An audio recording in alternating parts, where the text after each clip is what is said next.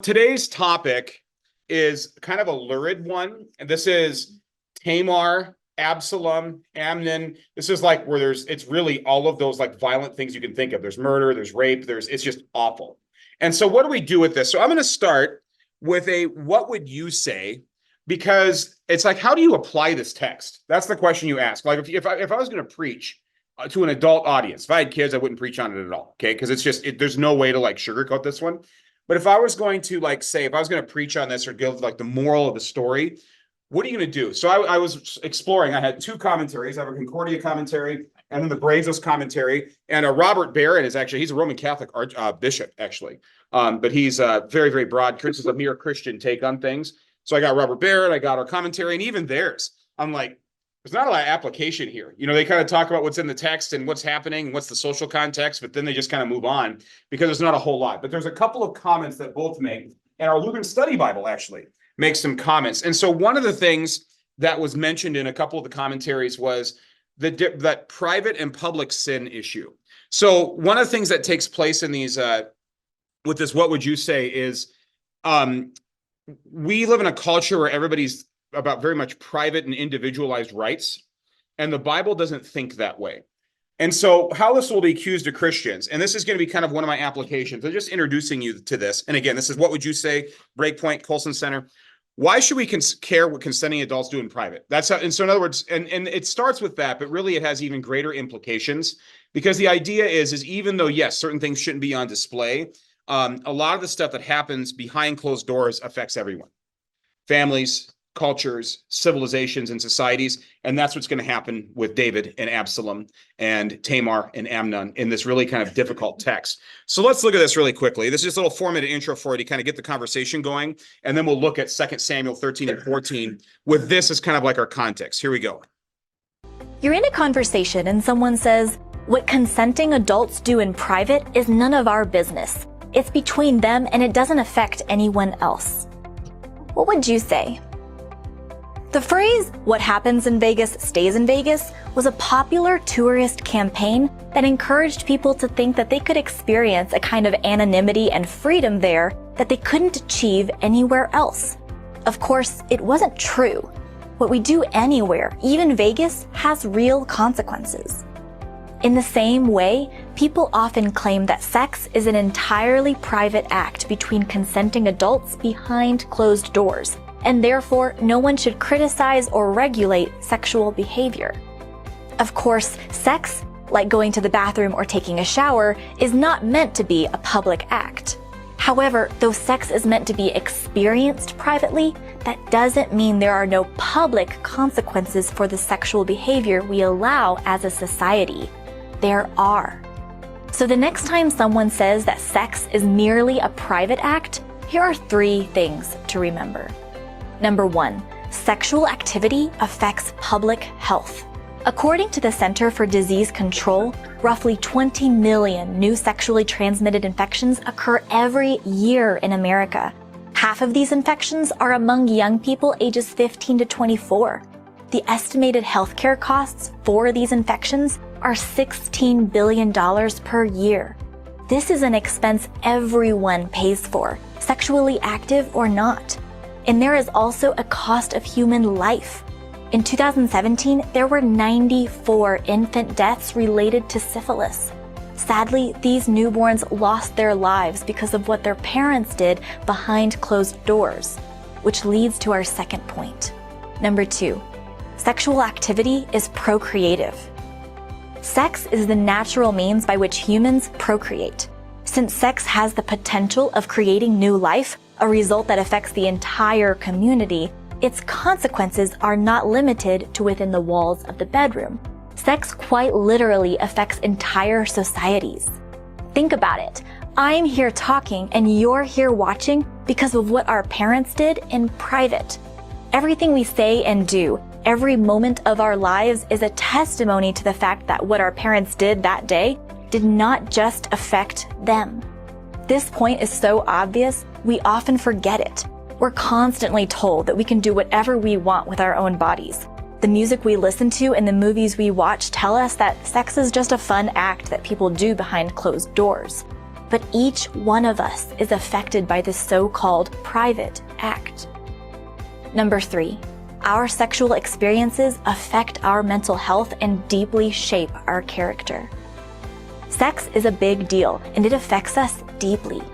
Our sexual experiences shape the development of our character and influence our psychological health. Given that sex is such a powerful bonding experience, there is good reason to believe that casual sex contributes to feelings of loneliness and depression. People are vulnerable in sex, and as a result, it's impossible to separate our private experience of sex with the effect we have on our community through our character and our health. Sex may be practiced in private, but for at least these 3 reasons, it is the concern of the whole community. What happens in Vegas doesn't stay in Vegas, and what happens in the bedroom doesn't stay in the bedroom. So the next time you're in a conversation and someone says that sex is just a private act, remember these 3 things. Number 1, sexual activity affects public health. Number 2, sexual activity is procreative. Number 3, our sexual experiences affect our mental health and deeply shape our character. For What Would You Say? I'm Brooke McIntyre. Okay, so that's a good intro to this, because what David and Bathsheba did in private in 2 Samuel 12 has huge consequences. Okay, because this is one of those adultery. And of course, David used his, and consent can be coerced, and we can debate all that stuff. That's actually not the point. The point is that this avenue of things, whether it's consent or whether it's violence, in the case of Absalom here and Amnon, and the half brothers and half sisters here, it has real world consequences. It doesn't just stay there. It has real world brokenness that we see in the family, and this is one of those passages. And so we see David's failure starting to reap fruit in these passages. And so I'm going to display these for you. And then I'm going to give you some things of how we can maybe apply this. But it's good for us to look this way. I actually show that video to my high school seniors, because I said, look, this is what the culture tells you, but this is what we believe, teach, and confess here at Grace. And I actually used both of these boards. And I went through, and this is, if you follow our formula in Concord, it says, we believe, teach, and confess this. And then it'll say, we deny that. So this is what we're for. This is what we're for against, because we're for this, right? And so on these issues, I actually did that on both boards. We are for this. We are against this for human flourishing. We believe this is God's design and this is not. And there's a whole series from What Would You Say on these issues that help them think. And they're pretty quiet and they're pretty good about it. If you want an encouraging thing about young people are, because they're so digitized, and because they're so infantile in their social awareness sometimes when it comes to relationships, they're actually not making these sort of mistakes as much as they were when I was a kid. Like, all the data says that, like, premarital behavior, pregnancy outside of marriage, all those numbers are far lower than they were in, say, the 80s and 90s. They've actually dropped. So if you want to encourage, now, the reason they've dropped is not necessarily positive. And the reason is because they don't have real relationships. They're just, doing this thing. You see them they're on a date and they're just talking, it's weird. But of course, when you're all digitized and you're all playing video games, you don't have time for those things, or you don't form those real relationships. And not even just talking about romantic relationships, just friendships even. It's weird. Now, at our school, I will say again, positive, small school, there's some real relationships and real friendships, some deep friendships that occur here, because you take a lot of classes together and you're, it's kind of like an extended family. Last year's graduating class had like 15 boys, and they had almost all of them had grown up together. And so it was like family, and they acted like family. So they got mad at each other and fought each other, and then they were like best friends. So it was one of those moments. So you can imagine trying to manage them in a classroom when they were getting ready to graduate, how that was last year. But my point is that relational piece is huge. We are, as Aristotle is famous in his politics, said that man is a political animal. And what he meant by that is we're quote unquote pack animals. We're social animals. And so if we're social animals, if Aristotle's right, then that means what happens even in so-called private will impact everything from families to the state, right? And you'll see this happen in this passage in 2 Samuel. And if you notice, I loaded Romans 13. There's a reason for that. But let's look at the Bible Gateway passage. And this is, again, it's lurid. I'm not going to spend a lot of time on it because it's just kind of icky, for lack of a better word. But it's in the scriptures because the Bible is honest about our broken condition. It also adds credibility to the Bible. You should never forget that the Bible does not shy away from David's failings, in this case, his family and his parenting failings. And that should show you that the Bible's honest about our condition and why we need Christ. So here's how this starts. It says, now Absalom, David's son, had a beautiful sister whose name was Tamar. And after a time, Amnon, David's son, loved her. And Amnon was so tormented that he made himself ill because of his sister Tamar, for she was a virgin, and it seemed impossible to Amnon to do anything to her. Well, so first, there's a couple things that are wrong with this. Number one, they're half. If you read through the lines here, you read moms and genealogies, they're half siblings. So this is already illegal, which is one of the reasons he's frustrated. Second of all, the word love here is being used very loosely. Another word we could probably use in our culture is he's obsessed, he's lusting. This is not real self-sacrificial love in this case. This is an obsession sort of thing. And you're going to see after, as this goes, how he really is just using her as an object as far as things go, okay? But Amnon had a friend whose name was Jonadab, the son of Shemiah, David's brother. And Jonadab was a very crafty man. And he said to him, O son of the king, why are you so haggard morning after morning? Will you not tell me? Amnon said to him, I love Tamar, my brother Absalom's sister. That's how you know it's a half sister. Jonadab said to him, lie down on your bed and pretend to be ill. And when your father comes to see you, say to him, let my sister Tamar come and give me bread to eat, and prepare the food in my sight, that I may see it and eat from her hand. So Amnon lay down and pretended to be ill. And when the king came to see him, Amnon said to the king, please let my sister Tamar come and make a couple of cakes in my sight, that I may eat from her hand. Is that normal?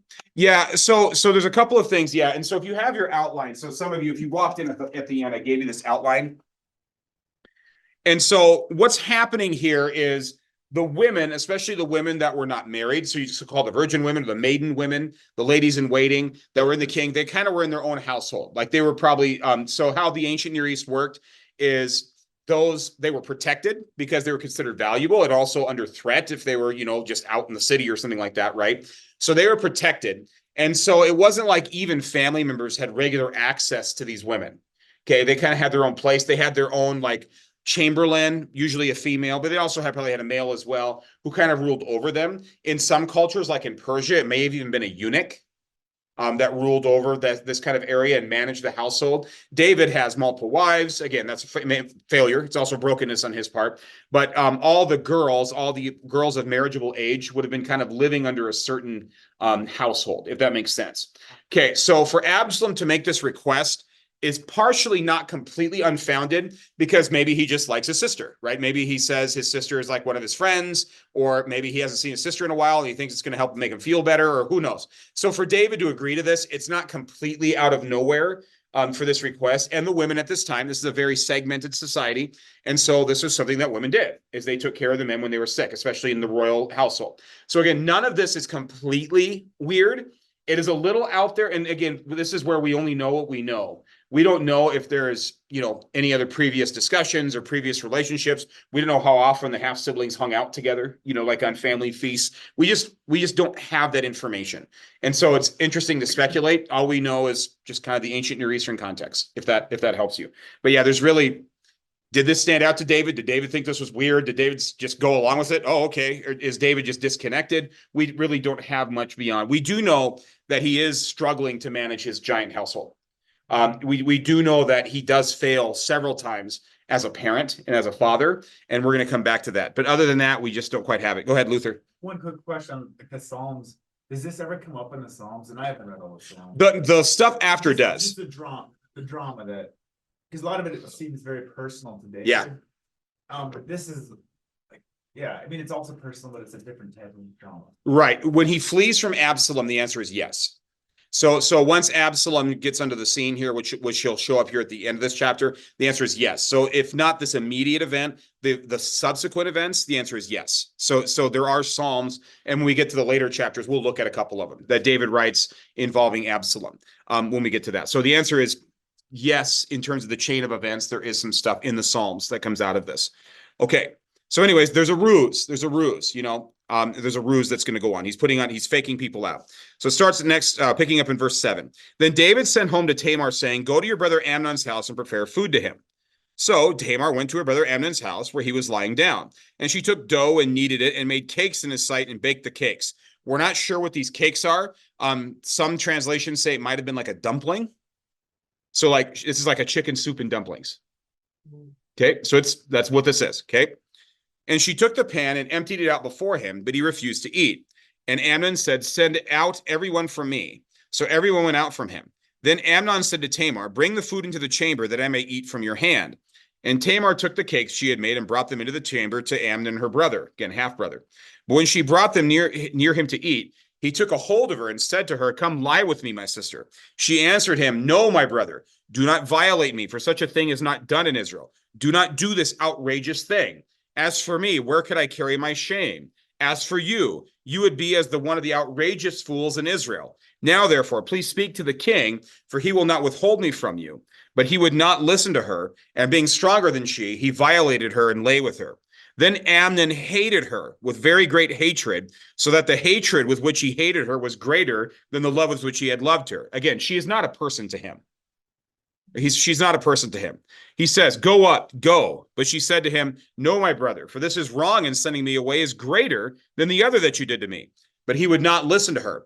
He called the young men who had served him and said, put this woman out of my presence and bolt the door after her. She's not even named anymore.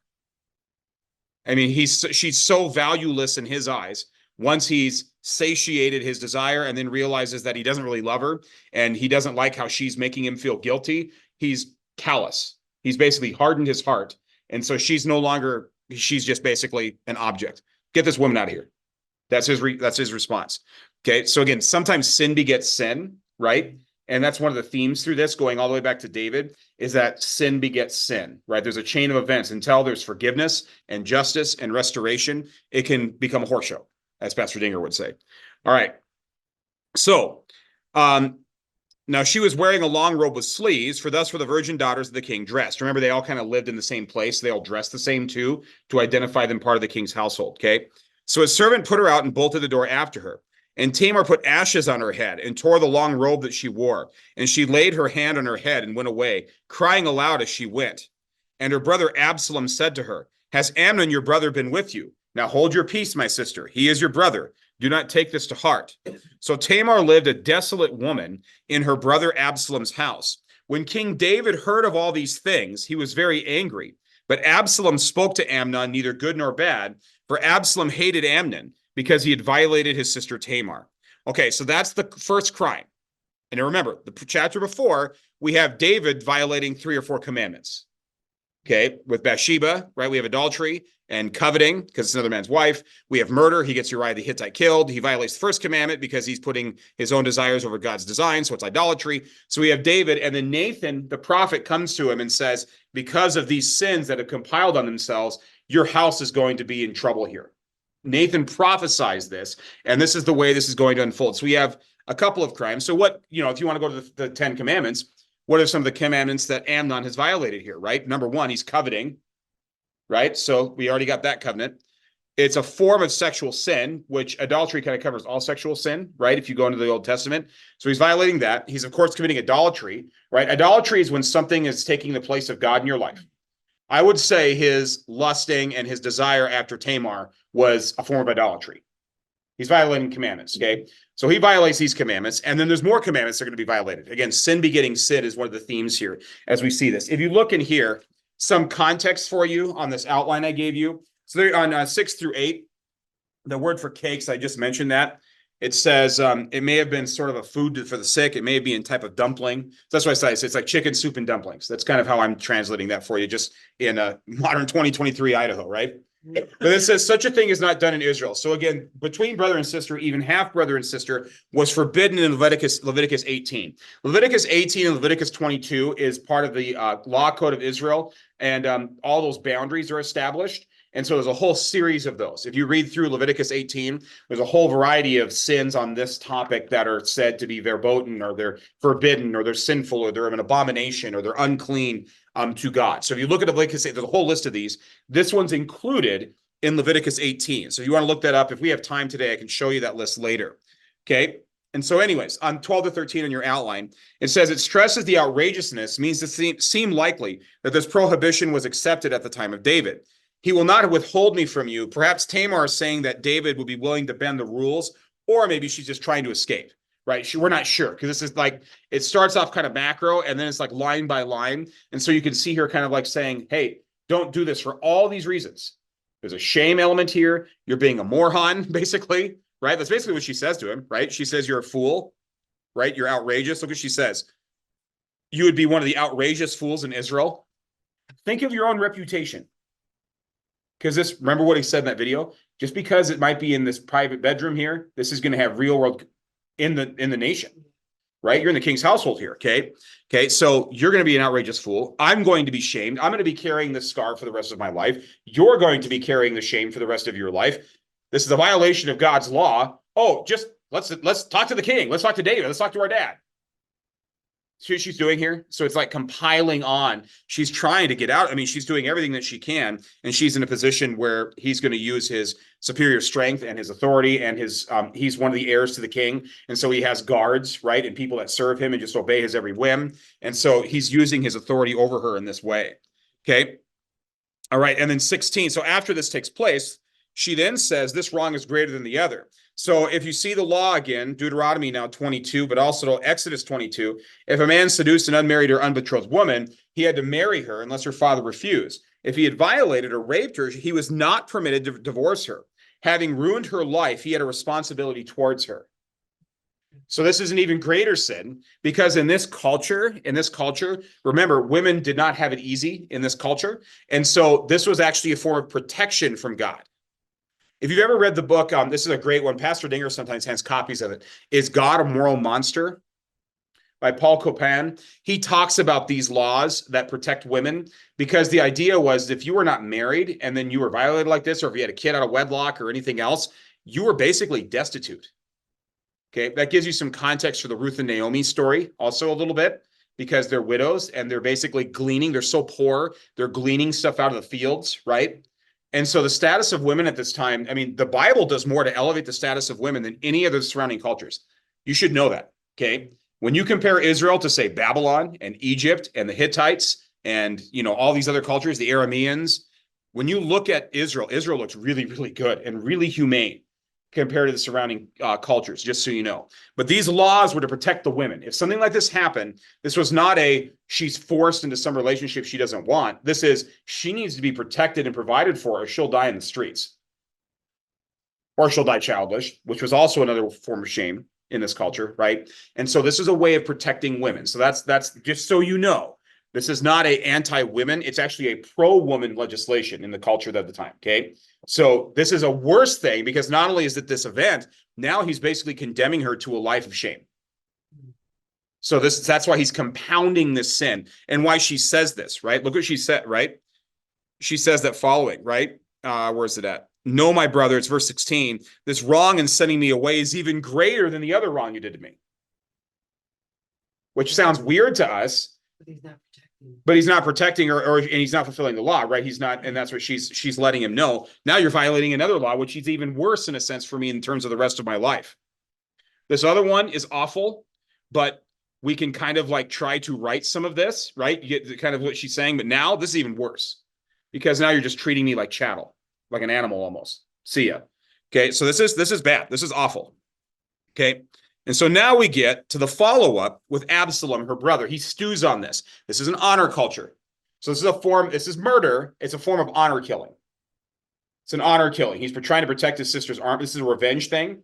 And so that's what's going to lead us to Absalom. But remember, here's the thing. David does nothing.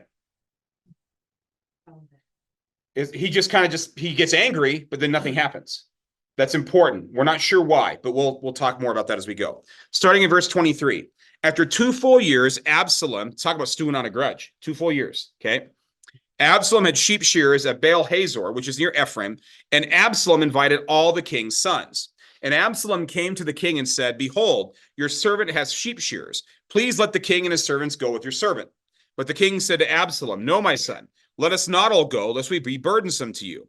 He pressed him, but he would not go, but gave him his blessing. Then Absalom said, if not, please let my brother Amnon go with us. And the king said to him, why should he go with you? But Absalom pressed him until he had Amnon and all the king's sons go with him. Then Absalom commanded his servants, mark when Amnon's heart is merry with wine, and when I say to you, strike Amnon, then kill him. Do not fear. Have I not commanded you? Be courageous and be violent. So this violent. Well, that too. Valiant. So faux pas there, but I was kind of a slip there. Okay. But this, yeah. But the servants of Absalom did to Amnon as Absalom had commanded. Then all the king's sons arose, and each mounted his mule and fled. While they were on the way, news came to David. Absalom has struck down all the king's sons, and not one of them is left. Then the king arose and tore his garments and lay on the earth. And all his servants who were standing by tore their garments. But Jonadab, the same guy who gave the bad advice, okay, Jonadab, the son of Shemiah, David's brother, said, let not my lord suppose that they have killed all the young men, the king's sons, for Amnon alone is dead. For by the command of Absalom, this has been determined from the day he violated his sister Tamar. Now therefore let not the Lord my king so take it to heart as to suppose that all the king's sons are dead, for Amnon alone is dead. But Absalom fled, and the young man who kept watch lifted up his eyes and looked, and behold, many people were coming from the road behind him by the side of the mountain. And Jonadab said to the king, behold, the king's sons have come, as your servant said, so it has come about. As soon as he had finished speaking, behold, the king's sons came and lifted up their voice and wept. And the king also and all his servants wept very bitterly. But Absalom fled and went to Talmai, the son of Ammihud, the king of Geshur. And David mourned for his son day after day. So Absalom fled and went to Geshur and was there 3 years. And the spirit of the king longed to go out to Absalom because he was comforted about Amnon since he was dead. Okay, so to help make some sense of this, Absalom's mom is the daughter of the king of Geshur. It's like a satellite kingdom of David. David rules over them, basically. He's like an overlord. I think kind of a feudal relationship. And so basically, Absalom runs to grandpa. Okay, so Absalom goes to grandpa and hangs out there to let David cool off and to see what happens with like letting time and inertia, right, be his allies. And so here comes David. But again, David never, notice here, David doesn't go, we need to go arrest Absalom for this crime. And notice here with Amnon, Amnon's been living for 2 years and has not been punished for this crime. So you see David not only as father, but as king is failing here. Okay, this is not good. Okay, he's not running his household. He's not executing justice as one who wields the sword. God's told him as the king to be the man who rules over the nation, and he can't even manage his own household. So Aaron, it was very clear like what happened. Oh yeah. I mean, like the entire palace knew that. Yeah, everybody knows. I mean, if you go back, look what it says right here, right? When David heard of all these things, he was very angry. People knew about this, but didn't do anything.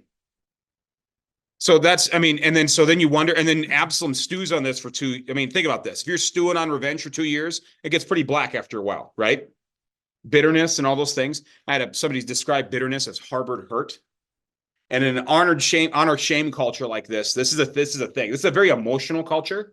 They wear their emotions on their sleeves, which is why they mourn publicly and they celebrate publicly. It's a very public thing. I mean, watch even as late as the 20th century, those Jewish communities in Europe, right? Fiddler on the Roof. When there's somebody getting married, the whole village comes out to celebrate the marriage, right? These are very public things. So when Tamar's walking around with ashes on her head and crying all the time, people kind of know because they all live in community with each other. Notice that when Amnon dies, all of David's other sons are crying and wailing because of it.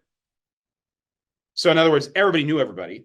Everybody knew each other's business. There's no such thing as quote unquote this, well, it's just a private thing. It's not a private matter. It's a very public thing, especially in this household. Okay. And so they did not live with like little nuclear families. This is a large palace complex and everybody knew everybody. Okay. So this has real world consequences. Okay. But Amnon does not strike me as, somebody with good character. Oh, no. That would cause his siblings to feel genuine sorrow over his demise. Right. No, he doesn't seem like this great character, and yet they still mourn him, right? Right. And so maybe he cools off for 2 years, or maybe it was just a blip. We don't know. Or maybe something, and we don't know anything about the character of all these sons either. Who knows? Maybe he was their drinking buddy. I mean, we don't have, you know what I'm saying? We don't have like the full details. We only have what we have, right? But you're right. I mean, it's like, what are you mourning? But Yeah. again, very different culture. It's an honor shame culture. Even if your brother has done something wrong, you always have your brother's back, right? It's just a different, we got to think a little differently in the ancient Near East. Okay. So he flees and then he returns. Look at this. So then we go to chapter 14. Now Joab, the son of Zeruiah, knew that the king's heart went out to Absalom. So David misses his son, even though his son is the one who's committed murder. but David, he's still his son. And, some of you parents, when you have kids that run rogue, you still love your kid. You don't stop loving your kid, even when they're doing bad things, right? It's the same thing with God, even still loves us in spite of us, right? So it's not like David's completely wrong here for loving his son. But again, actions have consequences, right? And you're the king, okay? Anyways, it's verse 2. And Joab sent to Tekoa and brought from there a wise woman and said to her, pretend to be a mourner and put on mourning garments. Do not anoint yourself with oil, but behave like a woman who has been mourning many days for the dead. Go to the king and speak thus to him. So Joab put words in her mouth. Now, Joab is David's chief general. He's his right-hand man. He's kind of his prime minister of sorts, but he's really kind of the commander in chief under David. So you got David, and then his first, the chairman of the Joint Chiefs of Staff or the Secretary of Defense is Joab. Does that help you in terms of his character, who he is? Very important. If we're thinking of President of the United States, he's vice president, next in line. He's that guy. He's in the inner circle, okay? Is there any family relation there? Distant, very distant, very distant. Not close. Not close. He's just one of David's mighty men, and he's proven himself to be the general. He's the general, okay? So Joab's going to manipulate the situation because this is an act of performance art. He basically hires an actor. Okay, he hires an actor, and David's wise enough to figure this out eventually. It's a fascinating story. Here we go. When the woman of Tekoa came to the king, she fell on her face to the ground and paid homage and said, save me, O king. And the king said to her, what is your trouble? She answered, alas, I am a widow. My husband is dead, and your servant had 2 sons, and they quarreled with one another in the field. There was no one to separate them, and one struck the other and killed him. And now the whole clan has risen against your servant, and they say, give up the man who struck his brother, that we may put him to death for the life of his brother whom he killed. And so they would destroy the heir also.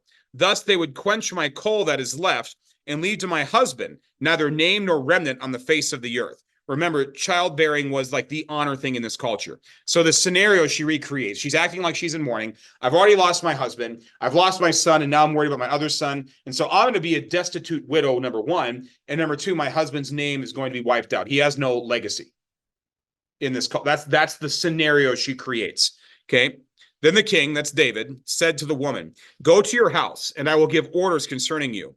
And the woman of Tekoa said to the king, on me be the guilt, my lord the king, and on my father's house. Let the king and his throne be guiltless. The king said, if anyone says anything to you, bring him to me, and he shall never touch you again. Then she said, please let the king invoke the Lord your God, that the avenger of blood kill no more, and my son be not destroyed. He said, as the Lord lives, not one hair of your son shall fall to the ground. Then the woman said, please let your servant speak a word to the Lord my king. He said, speak. And the woman said, why then have you planned such a thing against the people of God? For in giving this decision, the king convicts himself, inasmuch as the king does not bring his banished one home again. We must all die. We are like water spilled on the ground, which cannot be gathered up again. But God will not take away life, as he devises means, so that the banished one will not remain an outcast. Now I have come to say this to the Lord the king, because the people have made me afraid, and your servant thought, I will speak to the king. It may be that the king will perform the request of his servant, for the king will hear and deliver his servant from the hand of the man who would destroy me and my son together from the heritage of God. And your servant thought, the word of my lord the king will set me at rest. For my lord the king is like the angel of God to discern good and evil. The Lord your God be with you. This is great. Then the king answered the woman, do not hide anything from me, anything I ask you. And the woman said, let my lord the king speak. The king said, is the hand of Joab with you in all this? It's just funny. He's like, I know who made you do this. I know who this, I recognize handiwork when I see it. Job's crafty. He's a general and he's a politician. He knows exactly what he's doing. The woman answered and said, as surely as you live, my lord the king, one cannot turn to the right hand or the left from anything my lord the king has said. It was your servant Joab who commanded me. It was he who put all these words in the mouth of your servant. In order to change the course of things, your servant Joab did this. But my Lord has wisdom like the wisdom of the angel of God to do all things that are on the earth. So Joab's having her buttering him up a little bit, appealing to his pride, but also just trying to get him to kind of have an out so he can allow Absalom to come back. So Joab's manipulating this. The king said to Joab, behold now. So he goes, all right, see you, lady. Come here, Joab. I got this. Okay. Behold, now I grant this. Go. Bring back the young man Absalom. And Joab fell on his face to the ground and paid homage and blessed the king. Was that real homage, or was he saying, please don't be mad? You know what I did. We don't really know, right?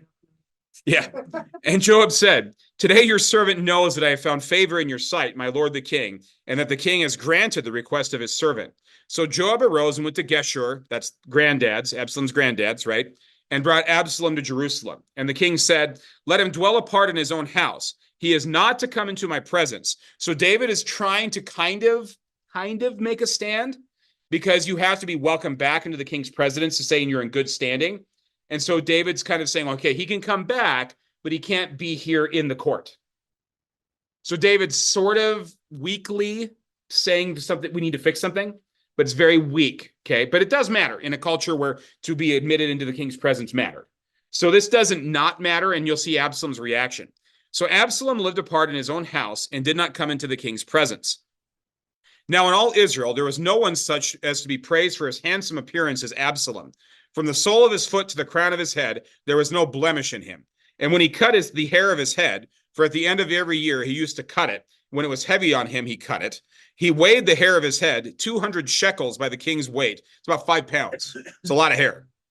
And there were born to Absalom 3 sons and 1 daughter whose name was Tamar. She was a beautiful woman. So Absalom, to honor his sister who was defiled, he calls his own daughter Tamar. So Absalom, for all his faults, loved his sister, and even names one of his own kid after his sister. It's kind of interesting. It's kind of an honor. He's going to honor his sister and try to say, okay, Tamar, I know this has not gone well for you, but your name is going to live on in my daughter. So it's an act of brotherly love. Again, Absalom's got his own problems, okay? But in this act, there's a little bit of brotherly compassion here to his sister, okay? So Absalom lived 2 full years in Jerusalem without coming into the king's presence. Then Absalom sent for Joab again, he's a very complex character, Joab, to the king, but Joab would not come to him. And he sent a second time, but Joab would not come to him. So Joab is actually honoring the king's request here. Absalom can live here. He can live in luxury. He can live in wealth, but he is not allowed to participate in the government, and he's not allowed to be in the court. And Joab, who's the general and kind of the secretary of defense, right, the right-hand man, he's basically saying, okay, he can't be here either. So Joab actually agrees with this decision. So look what Absalom does. Absalom is all about attention. You'll find that out. Absalom likes the attention, right? He likes his hair. He likes it. He's all about the attention, okay? Then he said to his servants, that's Absalom, see, Joab's field is next to mine, and he has barley there. Go and set it on fire. So Absalom's servants set the field on fire. Then Joab arose and went to Absalom at his house and said to him, why have your servants set my field on fire? Talk about an understatement.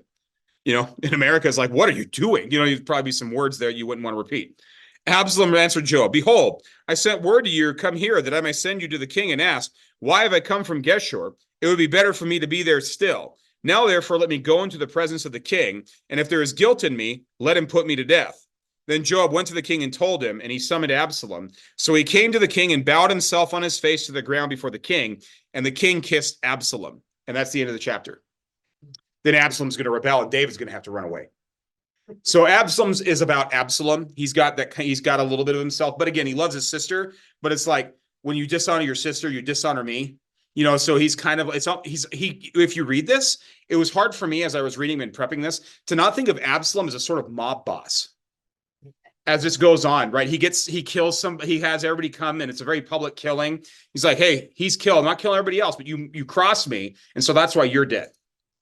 And then he names his daughter after his sister. Do you see, you know what I'm saying? He's almost like a mafioso, is Absalom. He's really, really good looking. And he's like, you dissed me. What? I might as well go back home if you're going to diss me. You got to let me be. Do you see what I mean? He's almost like a mafioso type character as things go. Now, how do we apply this? Here's my point. Next 5 minutes before you have to go. What do we do here? So as I'm reading these commentaries, you have to admit, the Bible's interesting. You can't say the Bible's boring, okay, after reading this, okay?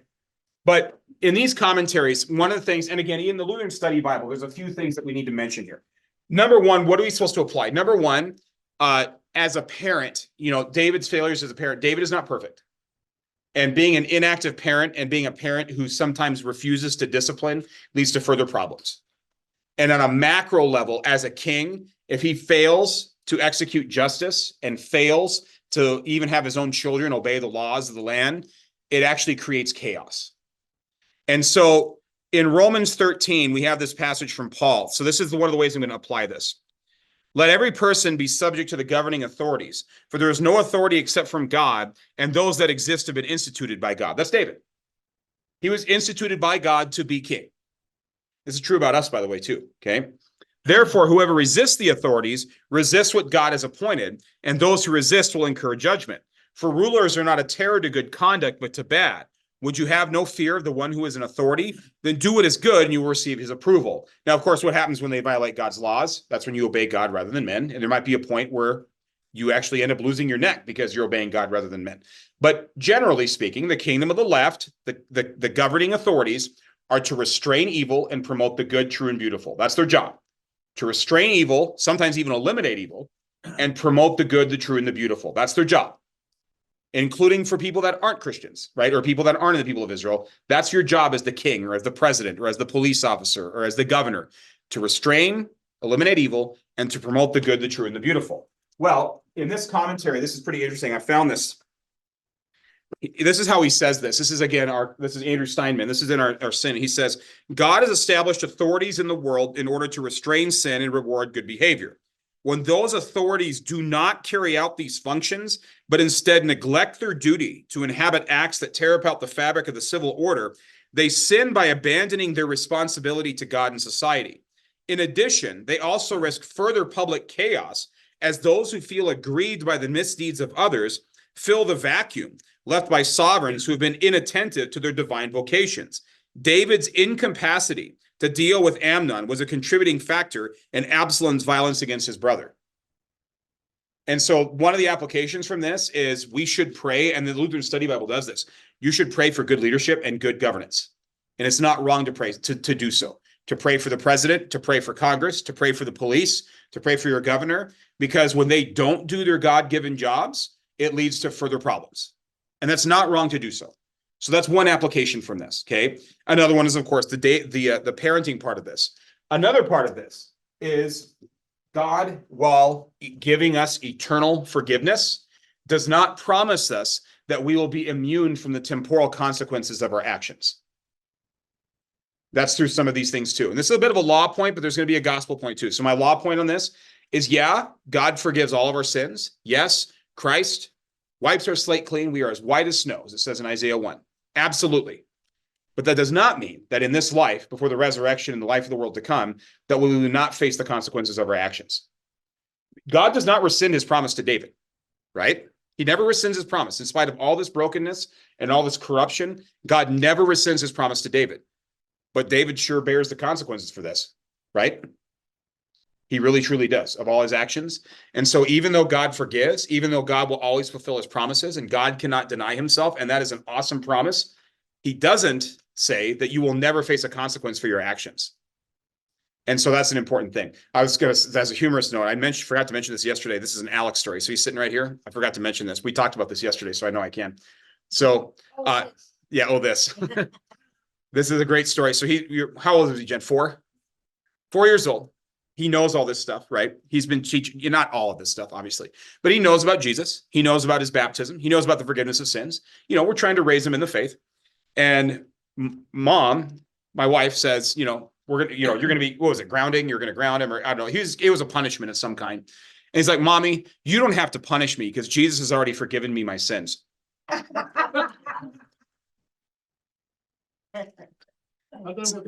Yeah. It was pretty funny, and it was clever. He's had a few moments like that where it's like, okay, he's learning, but he's trying to manipulate that, to his own benefit. But hey, something's true. Oh yeah, we do the exact same thing. That's the whole point. That's why I brought this up right now. We do the same thing. We do the same thing. Well, Jesus forgive me, so I can just do what I want. That's it. Yeah, liberty is not license. And I think that's one of the lessons that you can take from this. Liberty is not license. We have freedom in Christ, but that's freedom from sin. That's freedom from our bondage. It's freedom from, right? So liberty is not the same as license. And unfortunately, I think we kind of lose that here. So there's a lot of application. Again, it's a little tenuous, admittedly, because this is a hard passage to apply. But praying for good governance, praying for parents to live out their vocation, police officers, anybody else, that's you should.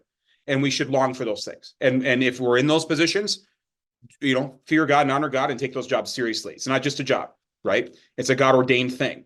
This may seem odd. I said this to a couple of police officers one time in a class. I said, this may seem odd to you, but when you arrest somebody, you're actually acting with God's sword. That's your vocation, right? To execute justice in the land. And so when you arrest somebody for murder or for abuse or for, selling kids drugs or whatever it is that you're doing, you're acting with the authority of God at that moment. That's how serious that job is and why it's so awesome when we have good officers or good governors and why it's so problematic when we don't, right? And so we should always pray for those things. And then finally, if you want the kind of the gospel notice on this again, and that's my point, and this does this in this commentary, the end of how this ends, he basically says, through this whole mess, David's failures, God's promise still comes true, and God's promise in Christ is still there, and that forgiveness and reconciliation that takes place still happens, even though David dies. So with all this chaos, this gets us to Solomon, right? You have his sons are dying. You have his half siblings, attacking other half siblings. You think, what is going to happen here? Is everybody going to die? And then yet we get to Solomon, who ends up being, for a while anyways, turns out pretty well and is in the lineage of Jesus, right? And so God still fulfills his promises, and the same is true for all of us, right? That in spite of our bad behavior, we return to the Lord. This is a great kind of message of Lent a little bit, return to the Lord our God, for he is gracious and merciful, full of compassion, abounding in steadfast love, right? He will not say no to his own in that sense, but it doesn't mean that you can just do whatever you want, right? So there's that law and then there's that gospel. And we see that in this passage. All right. People have to go over here. I know we're at 10 minutes of the service. Maybe you have comments, questions on this. Sorry, it's a hard topic. This is a hard one. So it's a hard one to teach, as you can imagine. So I was like, how do I do this? But yes, go ahead, Dana. Either fully punished him and hunted him down and killed him, or should have fully forgiven him. You have, as the king, you still have to, you have a trial. You'd have to have a trial, right? He's a judge. He acts as a judge. Like if you go to the Old Testament, right? David acts as a judge. And so one of the things that should have happened is there should have been a trial. And then based on Old Testament law, Leviticus, Deuteronomy, depending on what he finds in those sort of things, you execute according to the law. And whether that's the capital punish, but it's not, see, the thing is it's not a revenge killing in that case, right? It's not vigilante, because what Absalom does is he's a vigilante, right? He takes justice into his own hands and just does what he thinks to be right. It's an act of vengeance, right? So what David's supposed to do is have a hearing and then apply the law, and he would have priests and he would have other advisors around him, you know what I mean, as he does this, and apply the law in a public way as king, not as dad, but as king. But he And should that's- have done that same thing for Amnon. Correct. For Amnon, for Absalom, and for Tamar. Yeah. And he doesn't in any of those cases. And that's, Filled his own guilt. yeah, I think it's hard to psychoanalyze. Is it because he feels like I did sins similar to this, so I can't judge them? A lot of by the way, I get on parents for this all the time. This is speaking to myself. That's a really bad reason not to discipline your kids. Or, well, I did it when I was a kid, so therefore I can't tell him no. No, because you know what that leads to, you can tell him no. Do you get what I'm saying? Don't be as dumb as I was. That's a great message from dad to his kids. Don't make the same mistakes I made. Don't have the damage right? But because of guilt and because of ineption, or because you want to keep people happy, or because you want to say, well, they'll figure it out in the end anyways. It's easier in a sense at the moment, but it can lead to even further problems. But yeah, maybe he does. Maybe he feels guilty because of his previous sins. And so he feels like he can't do anything. It could be. But either way, he's still derelict of duty, right? He's not doing what he's supposed to be doing. But no, that's a good comment. Anybody else want to add to that? My kids are my alarm bell. They're here. So, Everybody? All right, let's close with the blessing. The Lord bless us and keep us. The Lord make his face shine upon us and be gracious unto us. The Lord lift up his countenance upon us and give us peace. Amen.